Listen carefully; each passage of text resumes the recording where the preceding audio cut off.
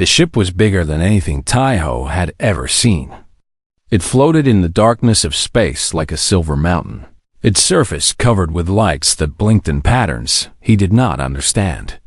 This was the Eternal Threshold, the diplomatic flagship of the Galactic Coalition. 47 different species had built it together over 300 years. Now, for the first time, humans were allowed to step aboard. Taiho walked behind Ambassador Hana as they moved through the docking corridor. He was a captain in the Earth Defense Force, but today he was not here to fight. He was here to be tested. The Coalition required every new species to prove themselves through something called the neural response rings. It was a test of speed, of reflexes, of how fast a brain could think and a body could move. Every species that joined the Coalition had to pass it. The corridor opened into a massive hall. The ceiling was so high that Taiho could not see where it ended. Strange aliens walked in every direction. Some had scales. Some had feathers. Some floated without legs. Some had too many eyes. Taiho kept his face calm. He had trained for this. He had studied the files. But seeing them in person was different. A tall figure approached him. She had silver skin that seemed to glow softly from within. Her eyes were large and completely black like pools of ink. She moved with a grace that made Taiho think of water flowing downhill. This was Commander Yuna of the Valari species. According to the briefing files, the Valari were one of the oldest and most respected members of the Coalition. They were known for their speed and intelligence. "Welcome to the Eternal Threshold," Yuna said. Her voice was smooth and cold. "I am Commander Yuna. I will oversee your species assessment today." Ambassador Hana bowed her head slightly. "Thank you, Commander.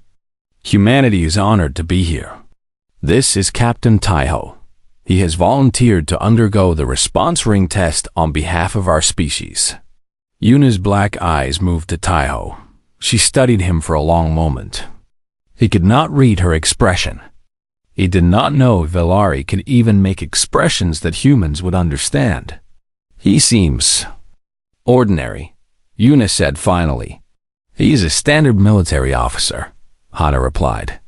"We thought it best to send someone average rather than exceptional. This way, you will see a true baseline of human ability." Taiho said nothing. He had been told to stay quiet unless asked a direct question. He was good at following orders. A second alien moved to stand beside Yuna. This one was shorter, with green scales covering her body and a long tail that swished behind her like a cat's. Her name was Council Bora, and she was from a species called the Drathan. She held a small device in her clawed hand and tapped it several times. "I have reviewed the biological data on humans," Bora said. Her voice was rough, like stones grinding together. "Soft skin, slow movement speed, limited sensory range. Based on our models, they should score around 3.2 on the response scale." "And the scale goes to?" Hana asked politely. 10, Yuna answered. "The Valari average 7.1. The Krith, who are the fastest known species, have reached a maximum of 8.9. No species has ever scored a perfect 10. It may not be possible for organic life." Taiho listened carefully. He did not know what to expect from this test. The Coalition had shared very little information about how it actually worked. All he knew was that he would need to react to things quickly. "Shall we proceed?" Yuna asked. It was not really a question. They walked through several more corridors until they reached a large circular door. It slid open with a soft hiss. Beyond it was a room unlike anything Taiho had seen before. It was a perfect sphere, the walls glowing with soft white light. There was no visible floor or ceiling, just smooth white in every direction. "This is the response chamber," Yuna explained. "Captain Taiho will stand in the center. The neural rings will surround him and begin firing light patterns. He must touch the correct ring each time a light appears. The rings will move faster as the test continues. We will measure how long he can keep up. Taiho stepped forward. As he moved toward the center of the room, he felt his weight shift. The gravity here was strange, pulling him gently from all directions so that he floated slightly above where the floor should be. 7 platinum rings rose from hidden compartments in the walls. Each ring was about the size of a dinner plate, hovering in a circle around him at chest height. The test will begin slowly. Yuna's voice came through hidden speakers. Simply touch each ring when it lights up. Do you understand? Yes, Taiho said. Good. We will begin. The room fell silent. Taiho stood with his hands at his sides, his eyes moving across the 7 rings. He controlled his breathing. Slow in, slow out. His heart beat steadily in his chest. He had been in combat before. He had faced death before. This was just a test. There was nothing to fear. One of the rings flashed blue. His hand moved, touched it. The light disappeared. Another ring on his left flashed green. He touched it, then another, and another. The lights came faster now. Blue, red, green, yellow, white. His hands moved in smooth motions, catching each light as it appeared. It was easy. It was almost boring. Behind the glass of the observation deck, Council Bora checked her readings. He is at 4.1, she said, unable to hide the surprise in her voice. That is already above our prediction. Yuna said nothing. She watched the human in the chamber with growing interest.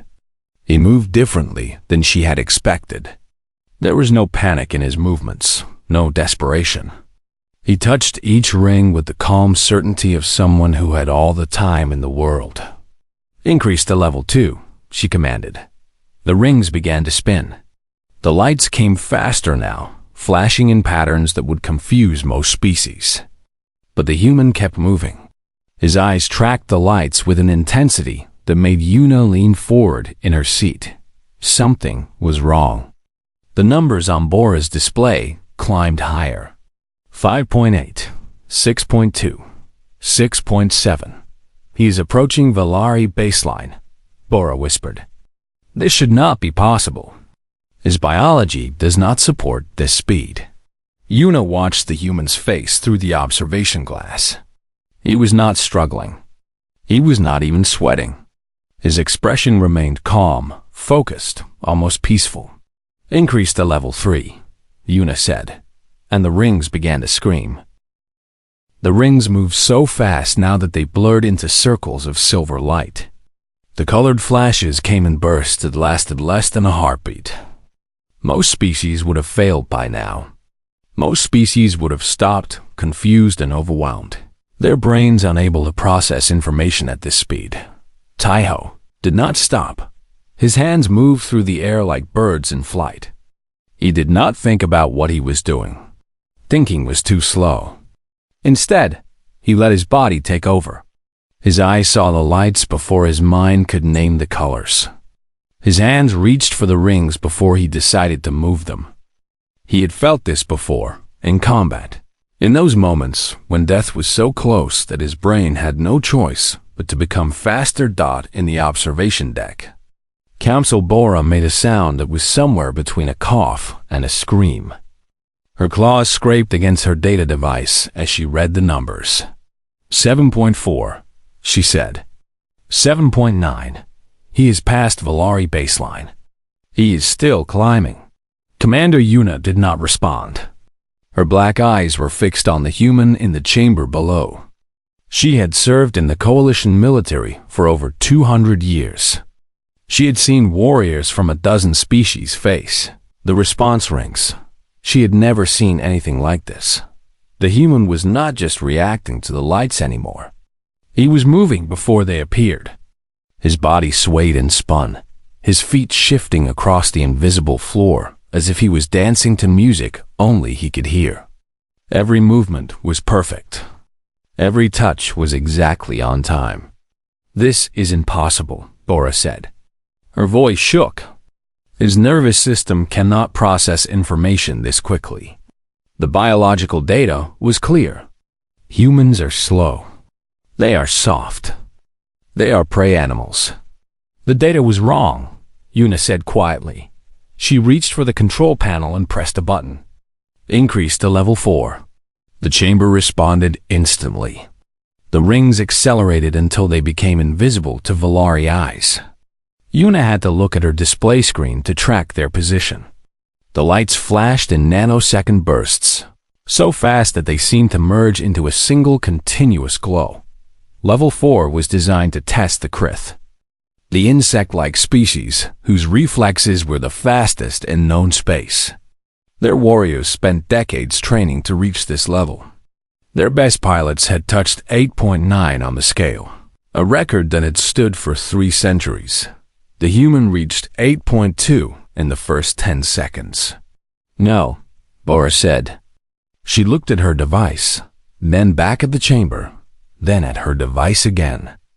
No, this cannot be correct. The sensors must be broken. The sensors are not broken. Yuna replied. 8.5, 8.7, 8.9, Krith record. And he kept going. In the chamber, Taiho felt something strange happening to his mind. The world around him seemed to slow down. The rings that had been moving too fast to see now floated through the air like leaves falling from a tree. The lights that had been flashing too quickly to follow now pulsed with a gentle rhythm that he could easily track. This was the thing that humans did not talk about with outsiders. This was the secret that their species carried in their blood and bones. When death came close, when danger pressed against their skin, the human brain did something that should have been impossible. It became faster. Time itself seemed to stretch and bend. Scientists on Earth called it the threat response cascade. Soldiers called it combat time. Some people called it a miracle. Whatever its name, it had kept humanity alive through millions of years of predators and disasters and wars. It was waking up inside Taiho now. He could see everything. Every ring, every light, every tiny vibration in the air. His heart beat once, twice, and in the space between those beats, he touched 7 lights without effort. 9.1.9, 4.9.7. Vation deck had fallen completely silent. Even the machines seemed to hold their breath. Ambassador Hana stood behind Yuna and Bora, her face carefully neutral. She had known this might happen. Earth's military commanders had suspected that alien technology would trigger the human threat response. But knowing something and seeing it were very different things. The display screen flashed a warning. Approaching maximum calibration. Nitrogen monoxide biological entity has operated at this level. Yuna should have stopped the test. Protocol demanded it. But she could not look away from the human in the chamber. He was no longer moving like a person. He was moving like a force of nature, like wind or water or fire. His body flowed from position to position without pause.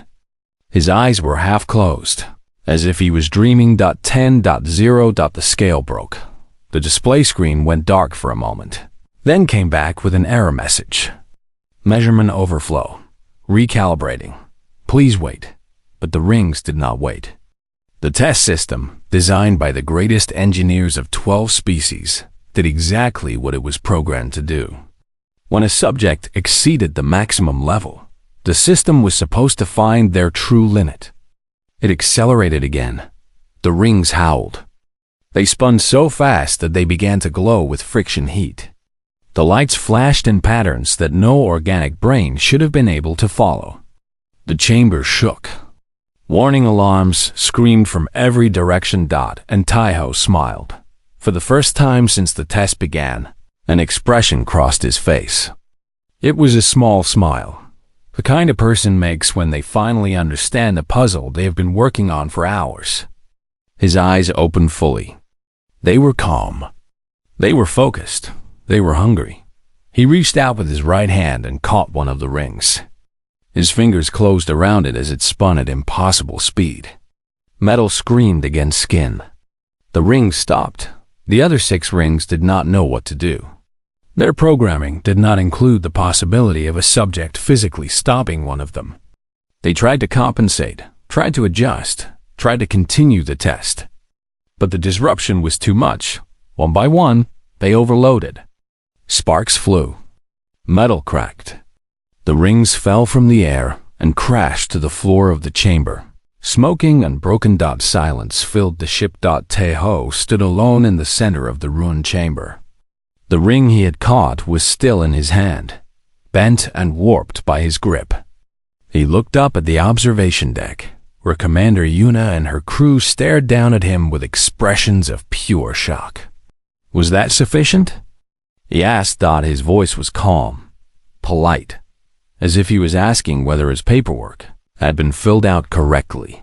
Nobody answered. Ambassador Hana permitted herself a small, quiet smile. Earth had sent Captain Taeho because he was ordinary, because he represented the average human soldier. If an ordinary human could do this, what could an extraordinary one do? The galaxy was about to find out. The broken rings sat on the table between them like the bones of dead animals. They still sparked and crackled with energy. Their platinum surfaces blackened and warped. These devices had cost more than some planets. They had taken 50 years to design and another 100 to build. They were supposed to last forever. Captain Taeho had destroyed them in less than 3 minutes. Commander Yuna sat on one side of the table in her private meeting room. Captain Taeho and Ambassador Hana sat on the other. Council Bora stood in the corner, her tail twitching nervously as she reviewed the test data for the 100th time. The numbers still made no sense. "You owe us an explanation," Yuna said. Her voice was flat, controlled, but there was something underneath it that sounded almost like fear. Ambassador Hana glanced at Taeho. He sat with his hands folded in his lap, his expression as calm as it had been before the test. There was no pride in his eyes, no satisfaction. He looked like a man who had just finished a routine task. "We were hoping to share this information more slowly," Hana admitted. "Perhaps over months or years, as humanity proved itself trustworthy to the coalition. But I suppose the plan is no longer possible." "Explain," Yuna repeated. Now, Hana took a deep breath. This was the moment Earth's leaders had prepared her for. The moment when humanity would have to reveal its secret to the galaxy. "How much do you know about Earth?" she asked. Yuna's black eyes narrowed. "It is a small planet in a minor star system. Mostly water. Standard gravity. Your species evolved there approximately 300,000 years ago." "All true," Hana said. "But there is something else about Earth, something that your surveys did not properly measure." She paused. "Earth is a death world." The room fell silent. Council Bora stopped tapping her device. Even the broken rings seemed to grow quieter. "Explain," Yuna said, and this time her voice was barely a whisper. "On Earth, everything is trying to kill you," Hana continued. "The weather can freeze you, burn you, drown you, or blow you away. The ground shakes and opens up beneath your feet. The water hides creatures with hundreds of teeth. The land is filled with predators that are faster, stronger, and deadlier than humans in every way." She leaned forward. "We have diseases that turn your own body against you. We have plants that poison you for touching them. We have insects smaller than your fingernail that can kill you in hours. Every single day on Earth is a battle for survival. And we have been fighting that battle for 300,000 years." Yuna processed this information. The coalition had classified Earth as a habitable world suitable for colonization. They had sent survey drones that reported comfortable temperatures and breathable air. Nobody had mentioned the predators. Nobody had mentioned the diseases. "You survived all of this," Yuna said slowly. "How?" Taeho spoke for the first time. His voice was quiet but clear. We became faster. He held up his hand, looking at it as if seeing it for the first time. When a human is in danger, truly in danger, our brains change. Our scientists call it the threat response cascade. Our nervous system floods with chemicals that make everything work better, faster, stronger. All species have survival instincts. Bora interrupted from her corner. The Drathan have combat reflexes that double our speed in battle. Double, Taiho repeated. He smiled slightly. It was not a cruel smile, but it made Bora step backward anyway. When the cascade activates fully, human neural processing increases by a factor of 20. Sometimes more. Time seems to slow down around us. Our ancestors used this to survive attacks from predators twice their size. They used it to hunt animals 10 times faster than themselves. Yuna stared at him. You are saying that under stress, humans can think 20 times faster than normal? Think faster. Move faster. See faster. Taiho nodded. The rings started as a simple test. But when they accelerated beyond my normal ability to track them, my brain interpreted them as a threat. A predator. Something trying to kill me. He pointed at the broken rings on the table. After that, I was not trying to pass your test, Commander. I was trying to survive it. And humans do not lose survival fights. Not ever. Not for 300,000 years. The room was silent for a long moment. Yuna looked at the test data on her personal screen. The numbers still showed the same impossible results. The human had exceeded every measurement they had ever made. He had broken equipment that was designed to be unbreakable, and he was, by his own admission, ordinary. The rings are designed to be non-threatening, Bora said weakly. They are just lights in motion. There is no actual danger. To you, they are not threatening, Hana replied. Your species did not evolve surrounded by death. Your instincts do not see danger in every shadow. But to a human, anything moving that fast and surrounding them triggers ancient warnings. Our hindbrains cannot tell the difference between a predator and a test. Yuna looked at Taiho again. He met her gaze without flinching. She was one of the most powerful beings in the Coalition fleet, a warrior with 200 years of experience. But looking into those calm human eyes, she felt something she had not felt in decades. She felt small. During the entire test, she said slowly, you never blinked. Not once. Taiho tilted his head slightly. When a predator is close, you do not take your eyes off it. And when you caught the ring? When you stopped it with your bare hand. Yuna's voice cracked slightly. The metal was spinning at speeds that should have torn your flesh from your bones. Taiho looked at his hand. There was a red mark on his palm, already fading. My body knew what it needed to do. The skin hardened. The muscles locked. Everything worked together to stop the threat. He shrugged. This is what humans do. This is what we have always done. Yuna sat back in her chair. For the first time in 200 years, she had no idea what to say. The Coalition had welcomed humanity as a minor species, a young civilization barely worth noticing. They had expected the humans to take their place at the bottom of the hierarchy and quietly work their way up over centuries. But these humans were not what anyone had expected. These humans were something else entirely. I need to speak with the High Council, Yuna said finally. This information changes everything. Ambassador Hana nodded. We understand. Take all the time you need. She stood, and Taiho stood with her. They walked toward the door, leaving Yuna alone with the broken rings and her broken assumptions dotted the doorway. Taiho paused. He looked back over his shoulder. Commander, he said, on Earth we have a saying. The more you bleed in training, the less you bleed in war. He smiled. Thank you for the training. Then he was gone, and Yuna was left staring at the door, wondering what kind of world created beings like that. Word spread through the eternal threshold faster than light could travel.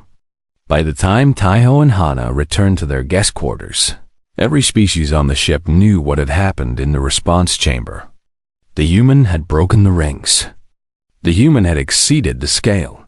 The human had done something impossible. Taiho sat by the window of his room, looking out at the stars. Earth was somewhere out there, a tiny blue dot too far away to see. He wondered what his family was doing. His mother would be cooking dinner. His father would be reading the news. His sister would be complaining about her homework. Normal things. Simple things. They had no idea what he had just done. A chime sounded at his door.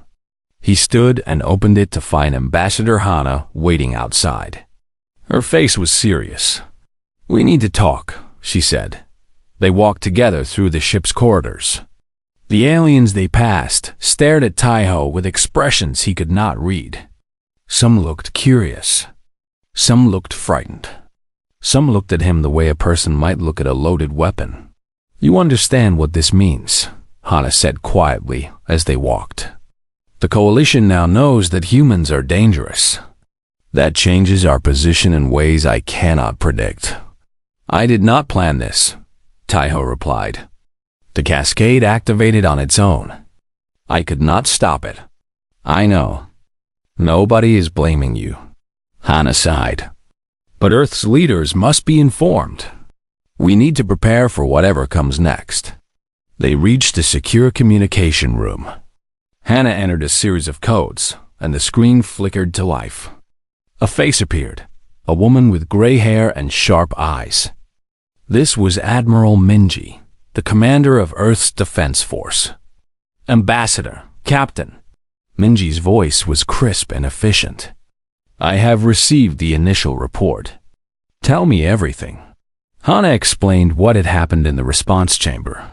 She described the test, the escalating speeds, and the moment when Taiho had exceeded every measurement the Coalition had ever recorded. Minji listened without interrupting. "And his final score?" she asked when Hana finished. "There is no final score," Hana replied. "He broke the scale. The Coalition's equipment was not designed to measure a response like his." Minji was silent for a long moment. Her eyes moved to Taiho. "Captain, how do you feel?" Taiho thought about the question. "Tired, Admiral. The cascade takes a lot of energy, but otherwise normal." "Good," Minji nodded. "I want you to understand something, Captain. What you did today was not a failure. You did not make a mistake.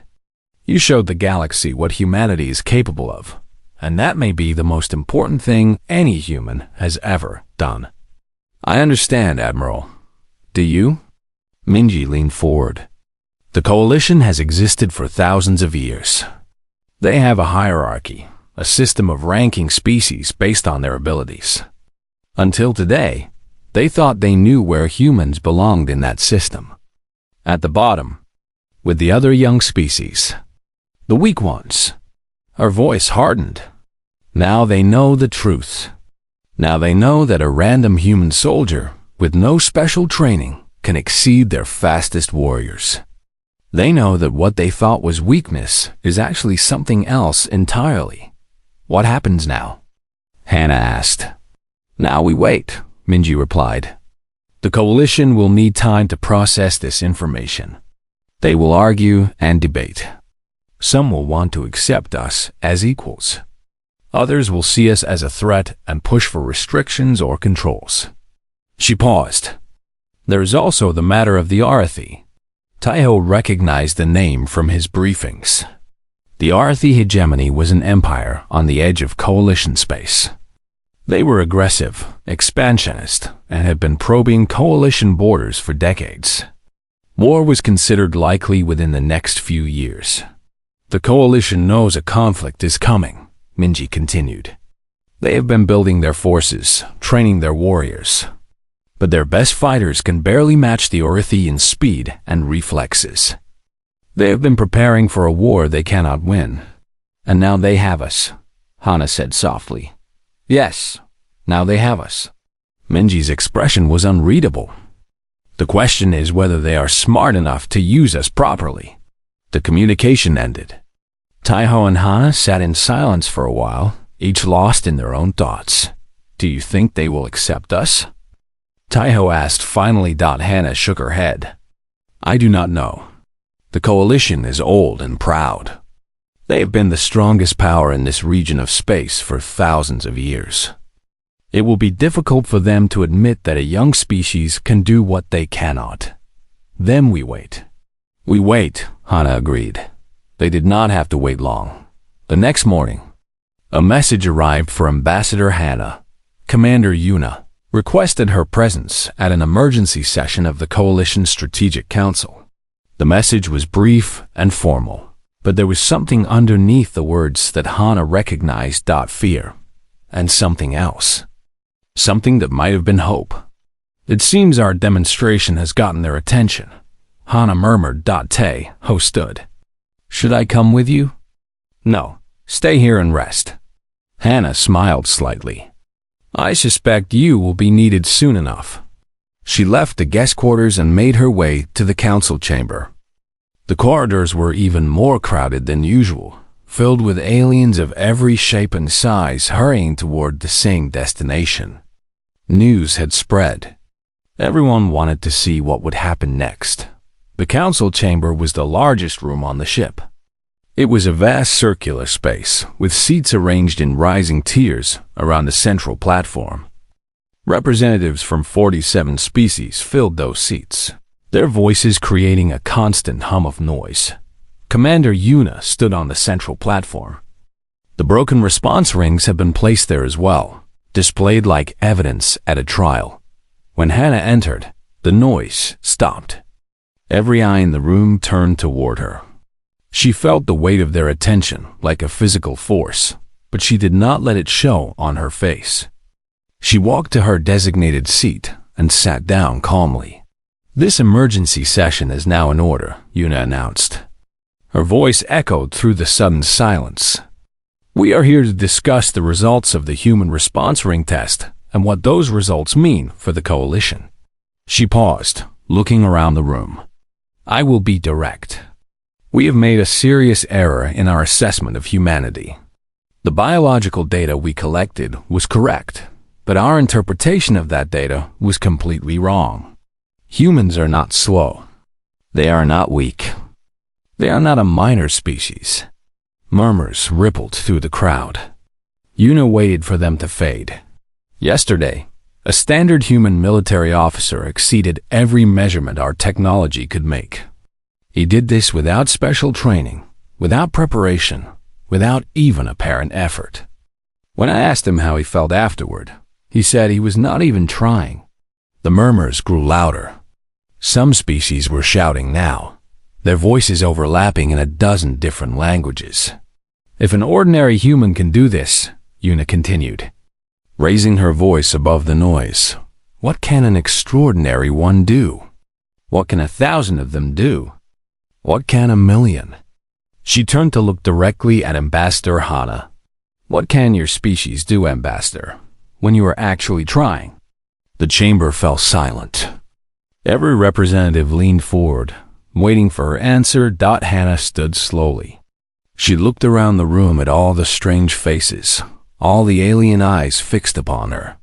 Commander Yuna, she said, I genuinely do not know. We have never had a reason to find out. The silence stretched on. Perhaps, Hana added softly, it is time we did. The council chamber erupted into chaos after Ambassador Hana's words. Representatives from dozens of species shouted over each other, their voices blending into a storm of noise. Some demanded more tests. Some demanded restrictions on human movement. Some demanded that humanity be expelled from coalition space entirely before they became a threat. Commander Yuna let them argue. She stood on the central platform with her arms crossed, watching the chaos with those deep black eyes. She had expected this reaction. These were old species, comfortable in their power, certain of their place in the galaxy. They did not like surprises. They did not like being afraid. But Yuna had been a warrior for 200 years. She knew what fear felt like, and she knew that there were two ways to use it. You could let fear make you weak, or you could let it make you strong. She raised her hand. The gesture activated her command authority, and a pulse of energy rolled through the chamber. The shouting stopped. The representatives fell silent and turned toward her. "I have not finished speaking," Yuna said calmly. She turned to the Krith delegate, an insect-like creature with compound eyes and blade-like arms. The Krith were the fastest species in the coalition. They had held that title for centuries. "I Blade Suho," Yuna addressed him formally. "Your warriors are the standard by which we measure all others. Your best pilot achieved 8.9 on the response scale after 60 years of training." She paused. "The human achieved beyond measurable limits after 3 minutes, and he told me afterward that he was not even trying." Suho's compound eyes flickered. His wings buzzed with agitation. "What are you suggesting, Commander?" Yuna pulled up a holographic display. It showed a star map of coalition space, with a dark red region along one border. "The Orathi hegemony. The hegemony has been testing our defenses for decades," Yuna said. "Our intelligence suggests they will launch a full invasion within the next 2 cycles. We have been preparing for this war since before most of you were born." She let that sink in. "Our simulations show a 34% chance of coalition victory. 60 years of preparation, the combined military might of 47 species, and our best chance is barely 1 in 3. The chamber was completely silent now. Everyone knew the numbers, but hearing them spoken aloud was different. The weight of them pressed down on every representative. "The Arathi are fast," Yuna continued. "Their reflexes match our Krith warriors, and they have many more soldiers. They are aggressive, fearless, and they do not surrender. We have been trying to find an advantage for decades." She turned to face Ambassador Hana. "Yesterday, an advantage walked onto my ship." Hana met her gaze steadily. "What are you proposing, Commander?" "I am proposing that we stop treating humanity as a minor species to be managed and protected." Yuna's voice rang through the chamber. "I am proposing that when the Orathi come, we do not ask the humans to stand behind our defensive lines." She paused. "I am proposing that we ask them to stand in front." The reaction was immediate. Some representatives shouted in anger. Others nodded in agreement. The Krith delegate made a sound that might have been laughter or might have been fear.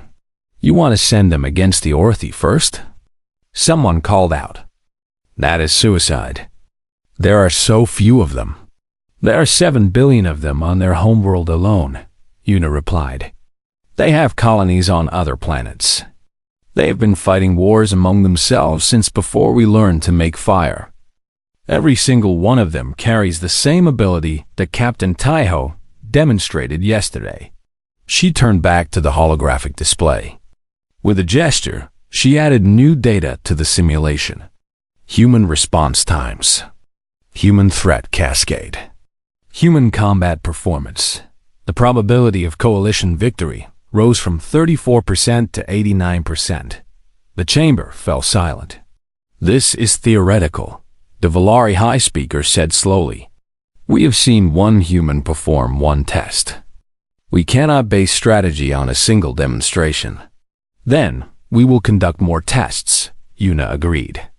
"We will study them. We will learn what they can do." She looked at Hana. "If the ambassador agrees." Hana stood again.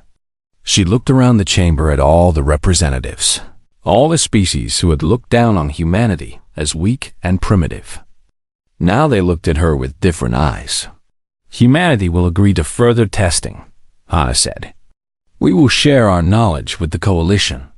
We will work together to prepare for the Orathi threat." She paused, and her voice hardened. "But in return, We expect to be treated as equals. No more minor species classification.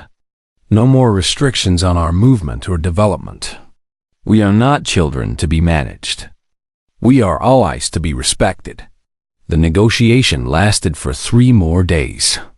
There were arguments and compromises and moments when everything nearly fell apart. But in the end, the Coalition Strategic Council voted to accept humanity as a full member species with all rights and responsibilities. The final vote was 44 in favor, 3 against.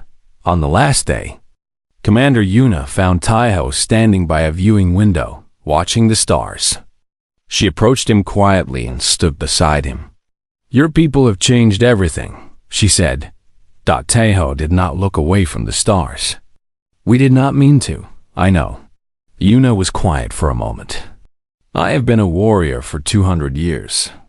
I have fought in 7 major conflicts. I have seen species rise and fall." She finally turned to look at him. "I have never been afraid of anything in my life. And now?" Yuna considered the question. "Now I understand why my ancestors were afraid of the dark. There are things in the universe that are stronger than us, faster than us, more dangerous than us." She smiled slightly. It was a strange expression on her silver face. "I am very glad that one of those things has decided to be our friend." Taiho finally looked at her. "We will not let you down, Commander. I believe you." Yuna reached out and touched his arm, a gesture of respect among her people. "When the Arathi come, I will be proud to fight beside you." "Not beside me," Taiho said. He smiled. "Behind me. That is where you will be safest." Yuna laughed. It was a sound she had not made in decades. They stood together at the window, 2 warriors from different worlds, watching the stars. Somewhere out there, the Arathi hegemony was preparing for war. They had studied the coalition. They knew its strengths and weaknesses. They had calculated their victory with mathematical precision, but they had not calculated for humanity. They had not calculated for 7 billion people who carried extinction in their blood and survival in their souls. They had not calculated for a species that had been fighting death since the day they were born and had never once stopped to rest. The Arathi thought they knew what war meant. They were about to learn that they had no idea. Captain Taiho looked at his reflection in the window glass. Behind him, the coalition ship hummed with energy and purpose.